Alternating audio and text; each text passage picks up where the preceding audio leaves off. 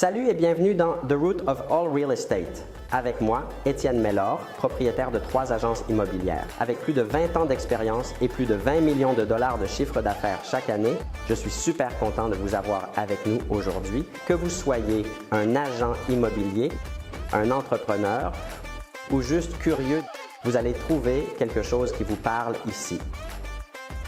Si vous êtes prêt à foncer, saisir de nouvelles opportunités, vous êtes au bon endroit. Vous écoutez l'émission The Root of All Real Estate avec Daniel Berger. Commençons avec la première. Donc, à l'âge de 10 ans, j'ai commencé à faire du patinage artistique. OK. Pendant 10 ans de temps, je me suis rendu jusqu'au niveau national. Et par la suite, j'ai décidé que ça deviendrait ma carrière. Donc, j'ai enseigné le patinage artistique. Fait que mes premiers amours de coach, ça remonte au moment où j'ai eu 20 ans. Puis j'ai enseigné pendant 18 ans de temps. Et j'ai emmené mes athlètes jusqu'à la scène internationale.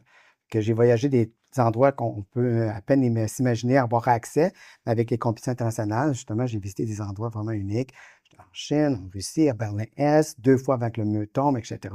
Je l'ai fait pendant 18 ans de temps. Puis à un moment donné, on vieillit. Puis je me suis dit, je ne veux pas faire ça toute ma vie. J'étais déjà rendu à 34 ans. J'avais rencontré mon conjoint à l'époque qui était déjà conseiller financier. Je suis devenu conseiller financier avec lui. On a ouvert notre cabinet de services financiers. Ça, c'est avec l'AMF? Il fallait que tu ailles chercher Tout à fait. Tout à fait, oui. Et on l'a eu pendant 7 ans. Puis, en cours de route, dans notre modèle, on voulait avoir un volet immobilier. Puis moi, la passion de l'immobilier était toujours là. J'ai même fait une entrevue quand j'avais 19 ans chez Remax. Puis on m'avait refusé. ça t'a resté... t'as dit un jour. J'ai dit, c'est pas pour moi. Là, ça revenait. J'ai dit, non, je vais être courtier immobilier. Fait que je suis allé chercher la licence. Depuis 2011, je suis courtier, toujours actif. J'ai toujours ma licence.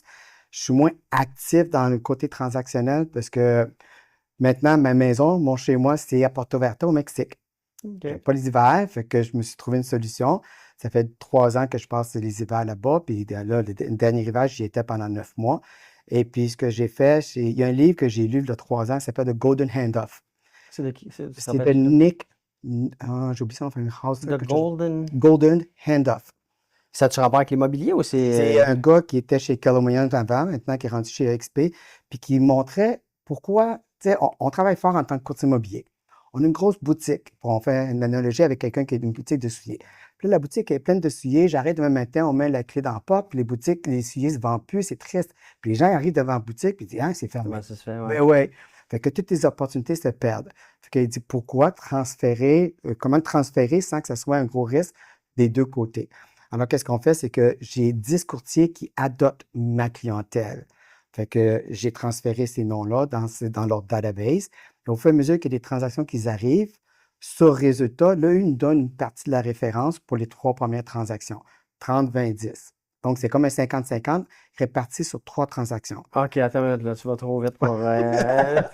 Fait que là, avant d'arriver à cette étape-là où tu es capable de faire ce que tu es en train de me décrire, puis d'avoir 10 courtiers, puis de partager ta base de données, faut se rendre à un point où on a assez de clients. Puis ça, c'est pour la plupart, si je ne dis pas la majorité, c'est très difficile. Ils se rendent jamais au... Ils lâchent avant de se rendre là.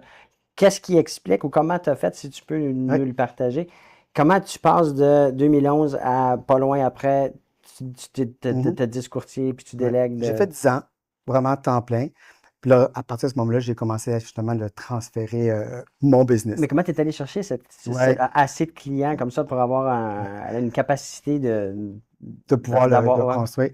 Au début, je me rendais pas compte que ce que je faisais était correct. Pour moi, c'était naturel. OK.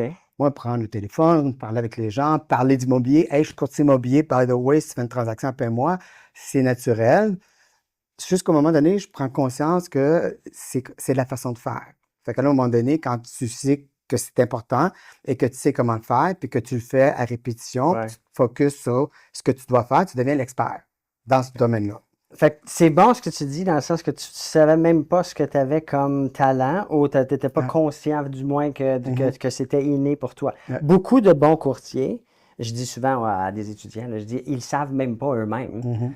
Comment ils ont eu le succès qu'ils ont. C'est juste, c'est inné, c'est qui ils sont. Fait que ça, c'est quoi? C'était une personne, tu as toujours été très, très ouverte, très...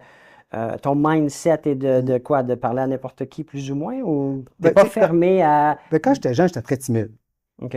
petit, moi je suis pas grand, hein, fait que le petit blond aux yeux bleus en avant qui dit pas un mot, c'était moi. OK. Puis là, le patinage artistique me fait extérioriser un peu plus, hein, faut s'exprimer.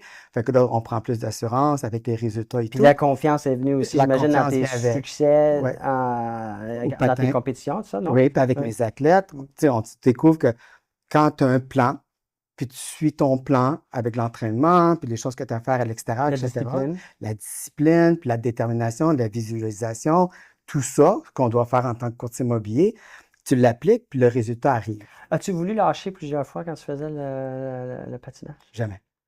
C'était pas une option? Tu n'y as Ah jamais là, pensé? moi, Non? il n'y avait rien d'autre après le patin dans ma OK. vie, là. C'était tellement une passion, là. J'ai toujours tripé sur le patin. Puis quand j'ai arrêté, j'ai enseigné. Puis quand j'ai arrêté d'enseigner, je suis devenu juge jusqu'au niveau canadien. Ouais. Fait que c'était jamais quelque chose qui t'est venu à l'idée. Puis quand tu as commencé en immobilier, ça non plus, c'était pas, ah, je vais l'essayer, je vais Non. voir. Non? Non. Quand je suis devenu conseiller financier, c'était comme un parcours. Mais quand je suis devenu un courtier immobilier, il n'y a pas personne qui pouvait m'arrêter. Fait que là, décidé. fait que tu commences courtier, là, tu fais quoi là, dans le concret? Tu appelles toute ta base de données, tu es constamment en communication. Essaie de me décrire, de nous Je me décrire. souviens comment j'ai commencé. J'ai commencé, j'avais une niche, mon secteur ferme, qui est la communauté gay. Puis moi, je restais déjà dans le village gay depuis un certain temps, justement depuis 2000. Fait que là, maintenant, ça fait 24 ans. Mais quand en 2011, j'ai commencé, ça faisait déjà une dizaine d'années que j'étais là, donc j'avais des contacts, des réseaux, etc. Fait que j'ai utilisé ces réseaux-là pour dire, bien, je suis courtier immobilier, la publicité, etc., des activités. Je me suis impliqué dans le comité de la Chambre de commerce gay de Montréal. Je suis devenu directeur. Je faisais du bénévolat. Il y a un événement qui s'appelle le Black and Blue. Ça prend beaucoup de bénévolat. C'était un gros rave. Fait que moi, je faisais du bénévolat. Je voyais tous les gens de la communauté. Puis là, on parle de combien d'heures par jour à peu près? Là, parce que j'essaie d'aller de mettre ça concret pour peut-être les nouveaux ou même ceux qui ne sont pas heureux avec le résultat pour voir, ça représente quoi comme investissement de temps là, par jour? C'était-tu un 8 heures, un 5 heures, 2 heures, 15 heures? Tu te rappelles-tu? À peu près. Là. À peu près. Parce que je faisais de façon quand même assez. Moi, je travaillais. Fait que je me disais que je passe. Si j'ai besoin de travailler 8 heures, je le faisais le 8 heures. Genre, on comptait pas Mais les surtout au heures. début, quand on essaie de bâtir quelque chose, oui. là, parce que du jour 1, tu n'as pas de client, tu n'as pas Rien. personne. L'agenda est vide. Fait que donc, tu veux te créer, il faut que puis le plus rapidement tu te pars, mais le levier arrive le plus rapidement aussi. Puis c'est là qu'on ne se décourage pas, les résultats arrivent par le fait même. Je ne calculais pas les heures, puis j'ai dû faire là, facilement des 8 à 10 heures par jour facilement. Puis c'était-tu un peu la même chose avec le patinage quand tu as commencé? Il fallait que tu pratiques énormément, non? Pour te rendre à un certain niveau là, de. Oui, au niveau que j'étais rendu à la fête, puis mes athlètes, on ne faisait pas juste 1 heure par jour de patin, non. On faisait des 5-6 heures par jour. Là. Puis y a-t-il une corrélation entre les meilleurs qui pratiquaient plus que les autres? Mais je suis content que tu apportes la question parce que je suis en train de faire des vidéos pour Royal Lepage, des sessions d'intégration. Puis dans une des vidéos, je parle du mindset. Puis le mindset, des gens disent, associe à plusieurs choses. Puis je dis dans la vidéo, quand j'enseignais le patin, je disais à mes athlètes, ceux qui vont gagner au championnat canadien puis qui vont aller sur l'équipe internationale, c'est pas celui qui a le plus de talent. C'est celui qui a le bon mindset. C'est celui qui est coachable. C'est celui qui croit qu'il y en a d'autres qui peuvent l'aider. Celui qui croit qu'il y a des modèles qui ont été faits, tu as juste à faire du copier-coller, qui ne veut pas réinventer, puis qui t'ostine, peut-être oui, mais l'exception un jour que l'autre, ça n'a pas marché. Non, ils croient puis ils vont à fond. Ça, ces athlètes-là réussissaient. Maintenant, en tant que coach d'affaires, je coach des courtiers immobiliers à tous les jours. C'est pas les meilleurs qui réussissent. Non. C'est ceux qu'on suit notre plan d'action, puis c'est déterminé, puis j'arrive la semaine suivante dans leur call, ils sont sharp, là. La discipline aussi. Je pense que moi, la discipline revient tout le temps avec tous ceux à qui j'ai eu la chance de parler, qui ont eu un certain niveau de succès. Jamais les plus talentueux, mais les plus disciplinés, souvent. Fait que là, ton nombre de communications, la communauté, les interactions, le bénévolat, les associations, je vais participer, je vais être sur le comité. Fait que tout ça, à quelle vitesse ça t'a donné un retour? Ça a-tu pris comme 5 ans avant d'avoir un momentum intéressant? La première année. Première année, tout de suite? La première année, je me souviens, j'étais chez Megan Immobilier, qui est maintenant Angel Vogel également, mais Megan Immobilier faisait dans ce temps-là de la revente et des projets neufs. Maintenant, ils font que des projets neufs. Puis j'avais rencontré le directeur qui est propriétaire, puis il me dit, ici, là, on n'a que des bons performants. Ben, finalement, j'ai quand même été capable de rentrer chez McGill Immobilier. Alors, j'arrive là la première année, mais j'ai fini premier. Oh, wow. Puis j'ai fini premier la deuxième année, première, troisième année, j'étais arrivé chez Keller Williams. La première année, je finis premier. C'est pas pour finir premier. Non, non. Moi, je fais ce que j'ai à faire, puis je m'arrive pas avec un nom. On trouve une solution. Oui, je vais faire plus d'heures. Oui, il y a une discipline. Sauf que ça s'apprend à fur et à mesure que tu le fais, là, ça devient naturel par la suite. Il faut se lancer, il faut commencer quelque part. Là. Absolument. Fait que là, aujourd'hui, là, tout à l'heure, tu disais, parce que je veux retourner à où tu étais rendu avec ta 10 courtiers, Mhm. tu partages. Fait que tu as créé, tu t'es assuré de garder tous ces gens-là dans une base de données. Oui. Là, tu partages cette base de données-là Mhm. de façon comme c'est à toi, puis c'est un CRM qui est ouvert à d'autres courtiers. C'est comme ça? Ou tu y vas avec quand le client te rejoint, veut acheter, veut vendre, veut investir, là, tu le donnes. Ou faut Tu qu'il. peux le faire de la façon dont tu le décris, ou bien non, tu peux dire, ben, je vous transfère les noms, prenez-en en charge. OK. Puis la façon de le faire, c'est que moi, j'ai fait une vidéo d'introduction pour dire, bon, je prends ma retraite. Toutefois, tu sais, j'ai le privilège de vous dire que je m'associe à l'équipe BG à Brossard, par exemple, qu'eux vont vous contacter dans les prochaines journées suivant la OK. réception de Fait cette que moi, vidéo. je suis un de tes anciens clients C'est ça. où j'ai été référé à toi. Je prends contact avec C'est toi, ça. tu m'envoies, ben, c'est-tu ça? C'est Fait toujours que là, par. on va recevoir le courriel, tu es en CC dans le courriel. OK. Fait que là, tu as le Q, d'ici 2 jours, tu t'appelles, tu dis bonjour, monsieur le client. Suite au courriel que Daniel Berger vous a envoyé, je fais un suivi avec vous. Bon, je m'introduis en même temps. Puis là, ben, on a notre script, hein? T'sais, as-tu besoin en même temps d'un courtier immobilier? Fait que ça, dans le fond, c'est pas une pratique qu'on voit souvent. Je connais, moi, dans notre groupe, là, chez nous, là, un courtier en particulier, une équipe qui fait ça, qui approche des courtiers qui sont proches de la retraite ou qui Oui. pensent Mhm, prendre la retraite avec mhm. un système très similaire, là. Fait que ça, il faut le faire des deux côtés. Fait que j'ai appris qu'il y a des courtiers qui commencent, qui devraient faire justement pour aller prospecter auprès des courtiers il était toujours dans le top 10, puis là, il commence à Ouais. descendre. Il n'est pas moins bon. Fatigué, il va prendre une retraite. Il dit que éteins pas ton business. Laisse-moi continuer ton business. Fait que là, ça rentre, c'est une option. Ou bien ceux qui prennent la retraite, puis là, qui regardent ceux qui montent, qui sont bien structurés, puis qui sont capables de prendre 1 000, 2 000, 4 000 noms demain matin. C'est pas tout le monde, ça Non, non. aussi, là. Ça, c'est plus risqué, je pense. Oui. Moi, je m'aventurerais pas ce côté-là, mais je comprends le concept. Fait que là, toi, est-ce que tu coaches sur cet aspect-là ou est-ce que tu aides les courtiers peut-être qui ont une clientèle Ouais. et qui sont, où ils pensent Ouais. à prendre ça un petit peu plus tranquille dans les prochaines années? Tous les À comment? courtiers qui ont pris, excuse-moi, tous les courtiers Oui. qui ont pris, qui prennent ma relève, je les coach. Puis ça faisait partie de l'entente aussi lorsqu'ils ont pris la relève de mes clients, parce que j'ai dit, on veut que ce soit une réussite. Ouais. Moi, je sais qui ils sont, je sais comment je les fais, je vais t'aider à continuer. Fait que mon coaching va pouvoir te permettre. Puis toi, si tu fais plus de transactions avec mon coaching puis le transfert, tu gagnes, je gagne, puis nos clients, ils gagnent également. Fait que c'est comme ça qu'on réussit à bien le faire aussi. Mais ceux qui n'ont pas, j'ai pas transféré des contacts, Ouais. j'ai coach également pour pouvoir faire le transfert. Puis ceux qui pensent prendre leur retraite, est-ce que de ce côté-là, tu peux les aider aussi à bien comprendre Ouais. comment ça a fonctionné pour toi? Ça fait combien de temps que tu le fais, là, ça, ce transfert-là? C'est-tu nouveau, Et nouveau? un petit peu plus, ça va faire 2 ans en OK. décembre, là, Fait que tu as complet. passé à travers les scénarios, les problèmes ou Oui, les trucs oui, plus compliqués, là. oui, parce que là, j'avais la théorie dans le livre, Ouais. là, je la pratique aussi, là, parce que je le vis C'est depuis une une année. chose de le lire ou de le comprendre, mais c'est un autre de le mettre Ouais.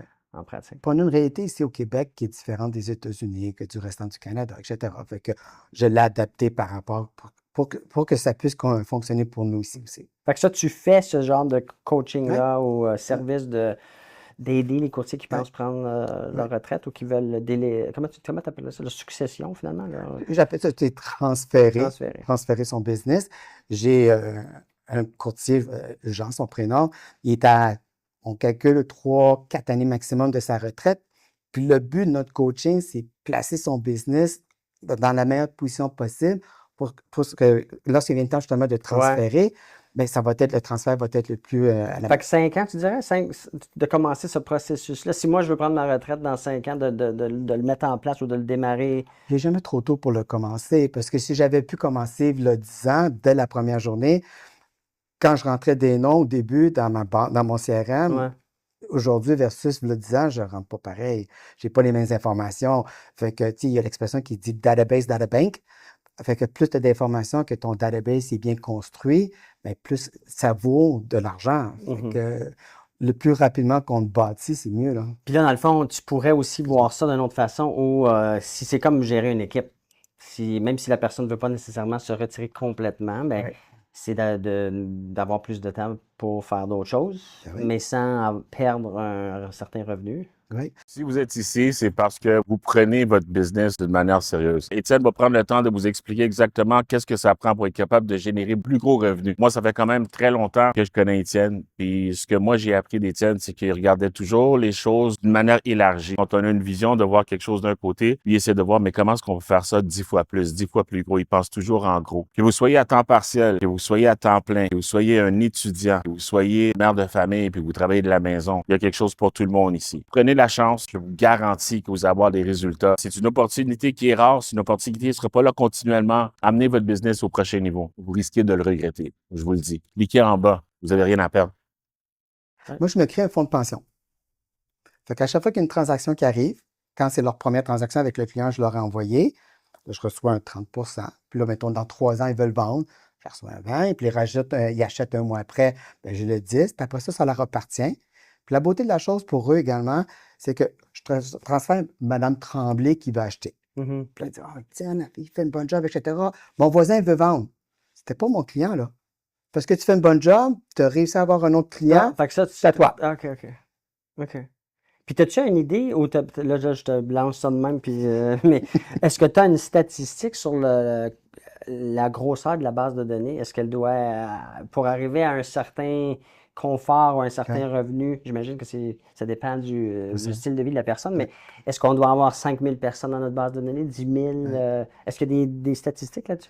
Il n'y a pas de statistiques encore, puis c'est quand même assez récent, là, cette façon de faire. Le livre a été écrit il y a à peu près 5 ans. Ah, OK. Fait que c'est vraiment tout nouveau. Mais tu comprends ce que je veux dire? Oui, je Si, mettons, comprends. j'ai 10 000 clients dans ma base de Ouais. données, je peux m'attendre à avoir Ouais. une conversion annuelle de...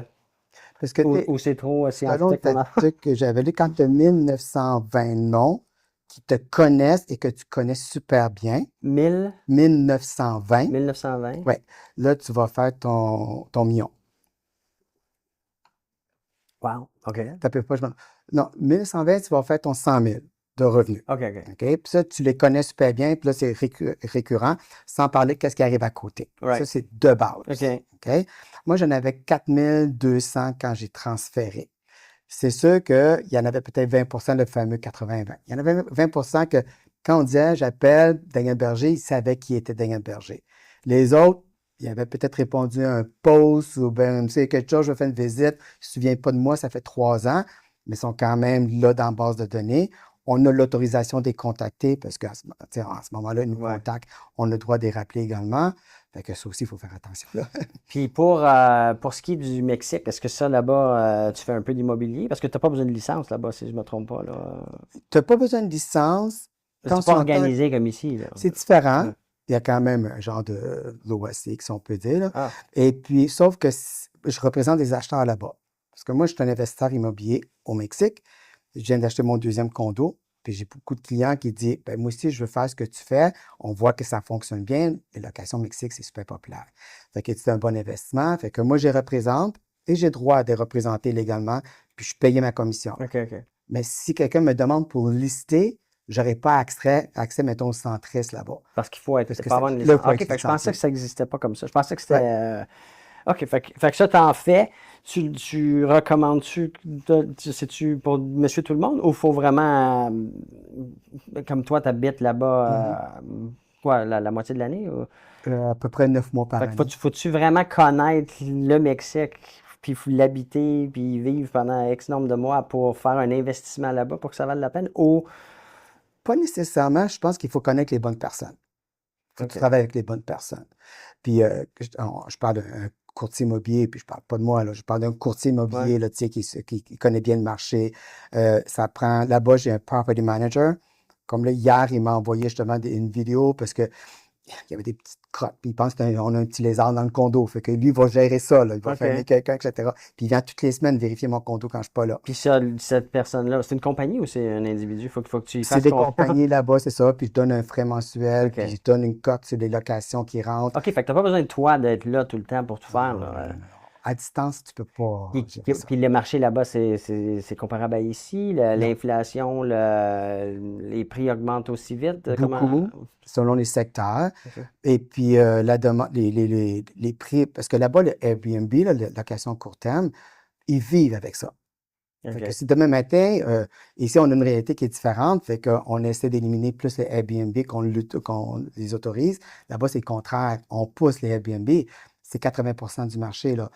Les gens vont là pour une semaine, ceux qui vont au restaurant, tu sais, name it, à la Ouais, plage ça et l'aide tout. tout le monde, là. Les femmes de ménage, mon Alberto qui gère mes condos là-bas, l'économie va arrêter s'il n'y a plus de Airbnb. Fait que toi, t'achètes-tu du nouveau ou tu t'achètes de la revente ou c'est un mix des deux? Les Là? 2 condos que j'ai achetés, c'est du nouveau parce qu'on a des prix intéressants. Parce que quand on arrive à la revente, le profit, tu ne l'as plus. Tu sais, on dit toujours, tu fais ton profit à l'achat, pas à la vente. Fait que les 2 condos que j'ai achetés, le profit est intéressant si je décide de le vendre, Ouais. grâce au moment parce que au prix que je l'ai acheté. Cool. Ouais, juste mon condo que j'ai acheté en 2021, il a triplé de valeur. Fait que de 2000 en 3 ans. Ouais, ouais.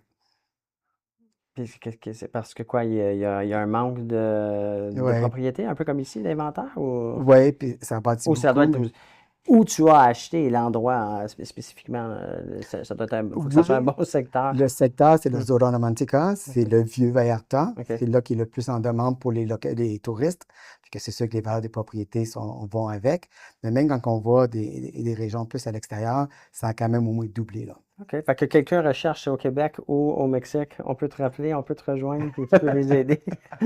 Super. Ben, merci énormément, Daniel. J'ai bien aimé notre conversation. Merci de l'invitation. Puis on se reparlera quand tu seras là-bas en Zoom. On fera un update dans quelques mois. Ça me fait plaisir. Je vais vous montrer la vue Ouais, sur l'océan et pendant tout, que là. moi, je te montrerai les tempêtes de neige de ma fenêtre.